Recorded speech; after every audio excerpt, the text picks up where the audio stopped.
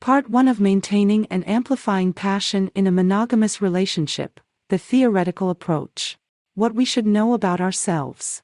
The idea that men are naturally polygamous while women are monogamous is unscientific and was once promoted by religious leaders to encourage population growth and reduce sexually transmitted diseases. However, from an objective standpoint, this notion may have been beneficial for society prior to the invention of condoms.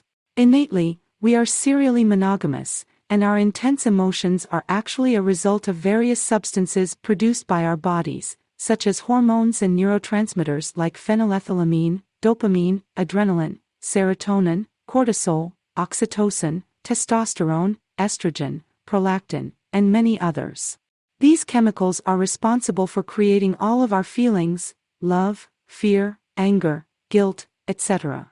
and emotions, joy, excitement, sadness, etc. And they are produced by different organs and glands while the brain directs this intricate system. A quick note to doctors, scientists, and other knowledgeable individuals: please excuse me as I simplify the information as much as possible since my audience may not have a specialized education. Our behaviors and responses are primarily regulated by the brain, which is a sophisticated biological processor. Nature has instilled various mechanisms into its foundation at the BIOS level to ensure our survival, reproduction, and overall well-being. To discover how we can achieve a happy and long-lasting relationship, we must comprehend what nature expects of us and how the brain endeavors to execute those expectations. Firstly, reproduction is the primary objective of intersexual relations for nature.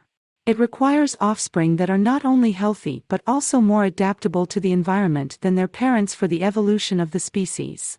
For humans, nature has selected serial monogamy, which entails forming a couple and having offspring with several different partners during our lifetimes. Monogamy, or having offspring with only one partner, is not advantageous for nature since it reduces genetic diversity for our species.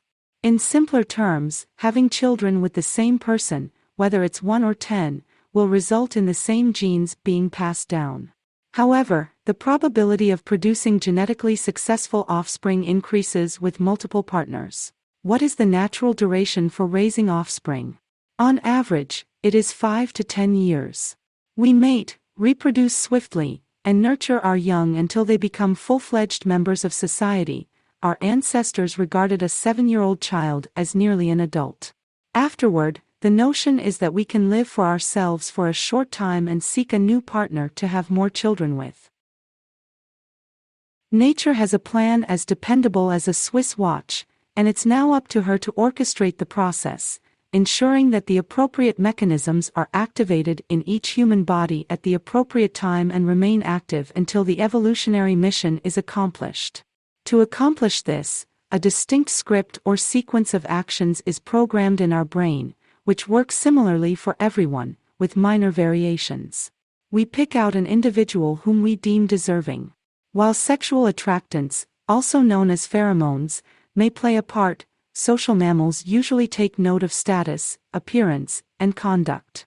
Subsequently, the body sends a signal to concoct a rich mixture of various chemicals: phenylethylamine, cortisol, dopamine, and numerous other natural mood enhancers. We tremble at the sight of our chosen partner, experience sleep and appetite disruptions, become readily aroused, and yearn for frequent and intense sexual encounters. It is important to recall once more why this initial stage of intense emotions is crucial. It allows us to produce offspring as swiftly as possible. Unlike other animals, human females have concealed ovulation instead of estrus, necessitating the brain to signal for sexual activity consistently. Who knows, perhaps it may succeed on any given day. Smiley face.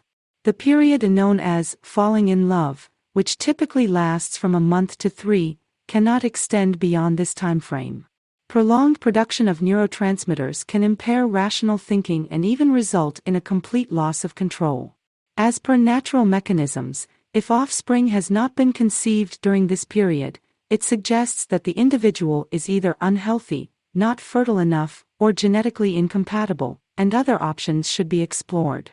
In the modern world, during this time, we assess general compatibility, including shared interests, perspectives on life, and future plans.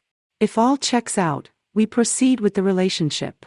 During this phase, other substances such as vasopressin and oxytocin become active, which promote feelings of affection, care, and tenderness.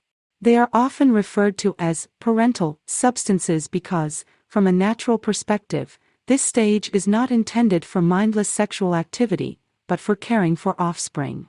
As a result, the brain undergoes changes to the body and psyche to ensure maximum care for those who are nearby, and if there is no child present, the partner becomes the recipient of this care. Interestingly, men tend to become more protective during this phase, as it is their evolutionary responsibility to care for both offspring and the female. It is possible to extend this second stage, the stage of attachment, for a long time through conscious effort and by influencing our environment. However, waiting for it to spontaneously revert back to the hormonal love stage is neither wise nor productive.